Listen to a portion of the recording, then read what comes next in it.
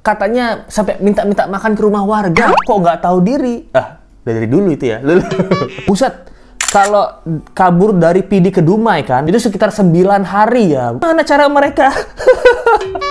Dari Aceh ke Dumai ya? Kita bilang apa? Let's go bilang Rohingya sekarang itu lebih pinter daripada kita. Kok bisa tiba-tiba mereka dari Aceh ke Dumai? Framingnya yang digiring opini yang katanya kami menarik paksa Rohingya itu di saat sholat. Tidak ada mahasiswa menendang-menendang kepala Rohingya walaupun pengen. Karena mereka merasa bahwa kehidupan yang mereka jalani di Makassar tidak layak, mereka meminta agar dikembalikan saja ke Myanmar. Mereka kangen rasa-rasa ditendang dan diusir gitu. Katanya di Myanmar di genosida, dijajah, itu tapi kok kangen gitu. Indonesia itu memberikan angka 2 juta dolar atau 31 miliar untuk tahun ini. Kalau ada sisa, ya buat insentif lah. 11 pengungsi Rohingya di Dumai diamankan. Aduh, udah sampai Riau nih guys. Sempat minta makan ke warga. Waduh, lapar bro. Kemarin di Medan, sekarang udah sampai Riau. Waduh, acting Rohingya yang memfitnah mahasiswa Aceh. Jangan sampai kita juga difitnah, terjadi perang saudara. Hai, apa kabar? Kembali lagi di Let's Go. Apa kabar kalian semua kalian? Baik-baik aja. Nah, masih update tentang kasus Rohingya ya. Kemarin udah sampai Medan gitu, warga-warga Medan gimana? Udah jedak-jeduk ya, cenut-cenut hatiku ya. Loh. Sekarang udah sampai Riau juga. Wah, di Riau juga ini katanya sampai minta-minta makan ke rumah warga. Kok nggak tahu diri? Dari dulu itu ya. Sudah terungkap di mana warga Rohingya ini memfitnah warga mahasiswa Aceh. Sampai kita sesama warga Indonesia tuh berantem gitu. Berantem kita. Sesama warga Indonesia berantem kita. Tuh, bagaimana ini? Ayo kita dengarkan aja omongan dari pakar Rohingya. Gimana bang? Update terbaru ini bang. Gimana bang? 11 pengungsi Rohingya di Dumai diamankan. Aduh, udah sampai Riau nih guys. Sempat minta makan ke warga. Waduh, lapar bro. Lapar bro, gila. Di awal-awal sudah mengagetkan ya. 11 Rohingya ini ke Dumai, udah di Riau gitu. Bagi kalian yang nggak tahu ya, itu diamankan, udah sampai sempat minta makanan. Wah, ke rumah warga gitu. Artinya nggak tahu malu kan? Waduh. Dan tahu nggak kalian, ini bukan yang pertama kali guys. Ini kejadiannya 2 Januari kemarin. Wah, baru dong. 29 Desember 2023 mereka keciduk lagi tuh mau kabur. Nah, kalau udah jadi begini, ini sebenarnya mereka ini apa gitu? Study tour loh atau traveling. Tadi itu dapat traveling ya. Jadi di sini ada 9 pengungsi yang hendak kabur dari PD, hendak ke Dumai. PD itu di mana ya? Di Aceh ya itu. Buset. Kalau kabur dari PD ke Dumai kan, di sini kita lihat kan naik mobilnya 22 jam. Jalan kaki itu 224 jam. Itu sekitar 9 hari ya. Ini gimana cara mereka dari Aceh ke Dumai ya? Dari Myanmar, Bangladesh ke Aceh aja bisa. Pasti mereka punya cara buat ke Dumai. Let's go bilang apa? Let's go bilang Rohingya sekarang itu lebih pinter daripada kita. Kok bisa tiba-tiba mereka dari Aceh ke Dumai? Ada nih otaknya, akal mereka nih ada-ada aja nih guys. Gila orang Rohingya ini. Kemarin di Sabang, tiba-tiba di Banda Aceh, tiba-tiba di Deli Serdang, tiba-tiba di Riau. Ntar habis ini sampai di Sidoarjo, habis itu Makassar. Udah, habis itu setelah 10 tahun minta dibuatkan KTP ataupun minta kewarganegaraan. Nah, jadi logikanya gini, kalau misalnya kita dikasih kesempatan untuk tinggal di rumah orang, kita ya mbok tau diri gitu. Terus kita tuh jangan petakilan, jangan gerasa gerusuk masuk ruangan orang tanpa izin. Kalau misalnya kita ditampung lah di negara orang sebagai pengungsi, ya jangan terlibat kasus kriminal. Kalau sudah seperti ini rasanya keamanan kita diinjek-injek. Tuh, hukum kita juga diinjek-injek. Nah, jadi Let's Go setuju dengan Bang Bewo ya. Canda bang, kita kan friend gitu. Jadi ini seperti tamu, ini rumah ini kayak kurang keren gitu. Gue pengen ke rumah-rumah orang lainnya nih. Orang-orang lainnya harus menyambut gue gitu. Jadi saat dari Aceh, gue bakal pindah ke Riau gitu. Di Riau, gue di Aceh ini disambut sebagai tamu loh. Kalian juga dong, makanannya mana? Gila. Aceh ke Dumai itu kan jauh bro. Dan sekarang juga ada satu podcast ya, dimana yang kita tahu bahwa kemarin ini kan warga Aceh, terutama mahasiswanya yang berdemo itu ya, itu kan beberapa buzzer Twitter, Twitter, sepuh Twitter. Itu kan menghina dan menjelekkan mahasiswa ya. Dibilangnya mahasiswa Zionis Israel gitu. Kalian hanya berani melawan Rohingya. Yes. Padahal disuruh nampung Rohingya nggak mau juga ya. Jadi di sini ada cerita dari mahasiswa Aceh sendiri yang diduga ya difitnah oleh Rohingya itu. Gimana abang-abang mahasiswa ini gimana? Ayo kita jelaskan abang-abang mahasiswa. kronologi yang sebenarnya ya. Karena kan hari ini banyak kali media dengan opini katanya kami menendang Rohingya, kami menarik paksa Rohingya saat sholat. Nah, waktu kami minta video itu nggak ada. Nah, setibanya yang penyusup ini sebagai provokator ini ada yang meneriaki itu di basement, Bang. Kata-kata serbu. Ketika itu kami sedang mensterilkan massa. Bahkan saya sampaikan di mobil sholat gitu, kawan-kawan yang mengikuti aksi, kita beristirahat dulu, kita makan, kita sholat. Jadi di saat itu yang kami lakukan itulah menghadang massa. Itulah di saat sholat itu, Bang. Yang framingnya, yang digiring opini, yang katanya kami menarik paksa Rohingya itu di saat sholat. Ya Allah, saya rasa ini fitnah yang memang kejam ya. Betul. Bahkan kita dikatakan seperti Israel menyerang orang ketika sholat. Kami tidak pernah menyerang Rohingya.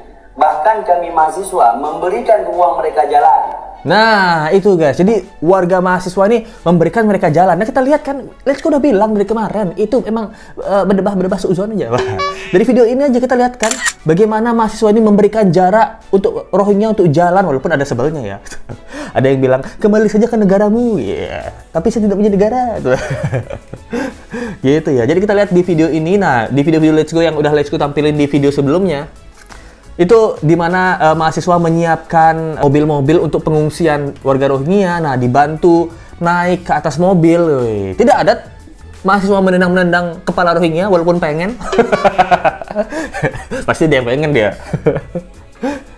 Bahkan dibilang Zionis Israel, masih inget nggak? Let's Go pernah buat videonya nih. Sampai akhirnya Let's Go memberitakan berita ini beberapa hari lalu. Dan sekarang orang-orang mengatakan kami percaya sama mahasiswa, kami tidak percaya Rohingya. Emang agak lain, Bah. Kami lebih percaya mahasiswa, ini semangat. Nah, dari video ini juga kita lihat ini yang diwawancarai ya, yang diduga orang Rohingya gitu, mengatakan, memframing ya, bahwa ini mahasiswa melemparkan tas, di dalam tas ini ada Al-Quran gitu. Mereka melemparkan kepada saya gitu. Dicampakkan Al-Qurannya di atas kami gitu. Sampai kami sangat ketakutan dan kesakitan gitu. Masa sih kesakitan gitu? Hingga hanya bisa menangis. Nah, ini menurut Let's Go terlalu framing. Ini nggak tahu ya. Let's Go dapat nih dari TikTok BBC. Di sini sudah ada translatannya gitu. Kalau benar dia mengatakan bahwa segala macam dilempar padahal di dalam tas itu ada Al-Quran, itu yang disayangkan sama Rohingya ya. Kalau di dalam tas ada batu, apa boleh dilempar gitu? Ini pemilihan kata aja udah framing banget nih, jago banget Rohingya menurut Let's Go gitu. Sampai di sini juga ada artikel ya, kanal Aceh ini, etnis Rohingya balik lagi ke BMA usai diusir paksa pendemo. Jadi dari pagi jam 10 sampai jam 11 malam mereka di demo, yang demo pulang, yang di demo balik lagi katanya. Katanya mereka balik lagi ke tempat yang di demo tadi ya. Dan sekarang para relawan aja udah berbalik nih, bukan menyerang ya, menyerang lah kita sebutnya, Rohingya ya. Kemarin ada Mbak Anggi, salah satu relawan di Aceh. Nah, sekarang ada salah satu relawan juga, ini Mbak Friska, itu relawan di Makassar tahun 2017. Mbak Friska, bagaimana sih ceritanya Anda sebagai relawan, kenapa sekarang tidak mendukung Rohingya? Silahkan Mbak Friska. Saya akan menceritakan pengalaman pribadi saya. Itu sekitar tahun 2017, saat itu saya sedang kerja di Makassar, sekitar bulan Juni, Juli, Agustus. Mereka mengadakan demo. Demo. Pada saat mereka demo, mereka itu berdemo atas 3 tuntutan. Tuntutan yang pertama, karena mereka merasa bahwa kehidupan yang mereka jalani di Makassar tidak layak, mereka meminta agar dikembalikan saja ke Myanmar. Oh gitu ya Mbak Friska. Jadi yang pertama mereka meminta kehidupan yang lebih layak gitu. Tidak seperti di Myanmar. Di Myanmar katanya mereka diusir dan ditendang gitu. Mungkin mereka kangen rasa-rasa ditendang dan diusir gitu. Nggak tahu ya. Katanya di Myanmar di genosida, dijajah. Itu tapi kok kangen gitu. Apalagi 2 poin yang mereka inginkan nih Mbak Friska. Kemudian tuntutan yang kedua, mereka meminta jika tidak bisa dikembalikan ke negara Myanmar, mereka ingin mendapatkan hak warganegaraan yang sama dengan warga negara Indonesia, di mana mereka bisa menikmati pendidikan, fasilitas kesehatan, ataupun bisa bekerja. Enak bener. Jadi yang kedua, dia minta apa? Dia minta hak yang sama dengan warga Indonesia ya. Berarti nanti uang UNHCR-nya di-stop loh. Asal kalian tahu ya, di Indonesia juga banyak kok warga-warga miskin yang tidak sekolah karena tidak punya uang gitu. Tidak bisa bayar BPJS juga banyak kok. Loh. Apa kalian mau gitu? Yang ketiga apa nih Mbak Friska? di Indonesia. Kemudian tuntutan mereka yang ketiga itu adalah mereka mendesak UNHCR agar segera mengirimkan mereka ke negara ketiga atau negara tujuan. Karena konon katanya UNHCR sudah menjanjikan ke mereka bahwasanya dalam 3 atau 4 tahun akan segera dikirimkan ke negara ketiga. Namun pada faktanya mereka sudah beberapa tahun berada di Indonesia, belum juga dikirimkan ke negara ketiga tersebut. Nah, itu katanya janji-janji UNHCR ya. Dalam 3-4 tahun kita akan kirim kamu ke negara ketiga itu. Tujuannya kemana? Yes, ke Amerika. Kita cari ini ya. Let's go, ada beberapa artikel nih. Jadi Australia, Selandia Baru, Jepang, dan sejumlah negara Timur Tengah. Dan sedikit negara di Asia Tenggara. Berarti Australia, Selandia Baru, Jepang. Kita tahu di artikel ini Australia menolak. Dan di Jepang itu datanya ya, 2018 nih datanya ya. Itu 300, cuman 300 orang yang ada di Jepang. Woi, orang Rohingya nggak betah di Jepang kayak ini. Harus high dulu dia. Nah, dan kabar dari Amerika tuh kabarnya sih 2024 mereka mau menerima Rohingya. Tapi let's go, ragu-ragu nih, karena ini ya ada dari Detik News juga ya, ada $2 juta yang diperuntukkan Amerika nih untuk membantu Rohingya di Indonesia nih ya. $2 juta untuk Rohingya di Indonesia. Khusus Indonesia, Kedubes Amerika Serikat untuk Indonesia itu memberikan angka $2 juta atau 31 miliar untuk tahun ini. Kan itu dapat $2 juta, 31 miliar kan? Kalian ngerti kan ini maksudnya kemana? Pantes nggak dikirim ke Amerika ya dia. Orang ini curiga ada oknum Amerika ini dengan uang $2 juta tuh mungkin ada penahanan gitu, jangan dikirim ke Amerika ya. Kita kasih $2 juta untuk tahun 2023. Yes. Kalian urus lah gimana pokoknya Rohingya itu bisa stay di Indonesia gitu. Ini $2 juta gitu. Kalian pokoknya untuk tahun ini kalian bagi duitnya. Kalau ada sisa ya buat insentif lah. Kepikiran nggak guys? Aduh, ini bukannya seuzon ya. Tapi dengan tingkah laku pejabat-pejabat kita yang sering comot-comot duit rakyat gitu ya, dapat 31 miliar untuk 1 tahun. Nah, pantes makanan mereka mewah-mewah ya. 31 miliar bro, ya gimana nggak? Usaha ini ditahan di Indonesia ya, ada kembalian takutnya kan. Menurut kalian gimana nggak? Itu make sense banget. Itu benar-benar make sense. 31M tolong nih di blow up ya gitu. Teori ya, ini teori ya gitu. Teori konspirasi ya. Dengan 31 miliar, apakah ada usaha-usaha dari beberapa pihak untuk memang menetapkan atau belum memberangkatkan para Rohingya ini gitu supaya dapat insentif? Nah, ini pertanyaan guys ya gitu. Dengan 31 miliar masa nggak bisa berangkatin orang ke Amerika sih gitu. Dan kabarnya di salah satu podcast ya, itu pengungsi Rohingya ini diduga akan menembus 1 juta orang di Indonesia. Ini kita dengerin aja ya. Yang menurut gue udah bahaya karena UNHCR udah warning pengungsi ke Indonesia itu akan mencapai 1 juta orang segera. Gila. Wah. Waktu perang Vietnam ingat nggak? Perang Vietnam itu 20 tahun. Yang kita bangun Pulau Galang.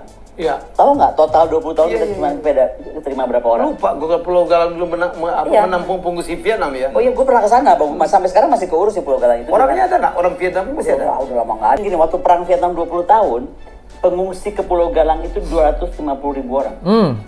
Oke? Yeah. Sekarang bisa dibayangin nggak? Rohingya 1 juta orang. Jadi kalaupun sekarang Wapres bilang Pulau Galang bisa nampung, 750.000-nya gimana? Ini orang-orang Aceh aja pada tolong dong Pak Helmi. Kami bukan apa, kami ini cukup membantu, sama-sama Muslim. Tapi ini makan minta lebih banyak, makan minta perkosa yang gue marah banget sih perkosa. Oh, perkosa udah. Perkosa. Oh, ada yang perkosa. Gue bilang kami pindah ke Ratu Kuranda kemana? Masuk Kuranda ke di desa ini juga, desa Cuma kami pindah ke Kuranda, jangan sampai ke Kuranda masuk. Ada bangunan. Jangan punya akses jalan ada bangunan. Ya kalau gitu Bapak bisa bagus bicaranya untuk kasih tahu di Kuranda di daerah ini ada tanah seluas ini bisa pindahin situ. Iya. Itu kan informasi penting untuk diberikan ke pemerintah untuk dipertimbangkan. Nah Bapak tinggal WA nih Pak Kades. Pak Kades kan kalau pertama langsung komentar. Ini UNHCR kayaknya kebanyakan nolongin Rohingya. Bebelnya sama. Duh mbaknya kan kerja aja ya, namanya kerja kan gitu. Nggak tahu nih gaji mbaknya berapa ya, banyak mungkin ya. Ini malah mama nih sekarang mama berantem dengan UNHCR. Kita dengar mama, ayo semangat mama. Gokil. Emak-emak bilang gara-gara mereka kita terpecah belah nih. Gol. Iya bener.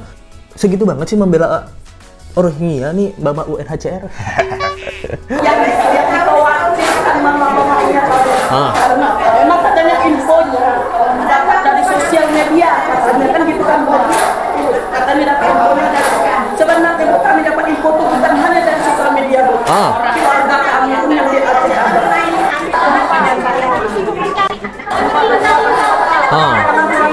Karena orang itu melakukan pemerkosaan terhadap warga Aceh. Terhadap warga Aceh.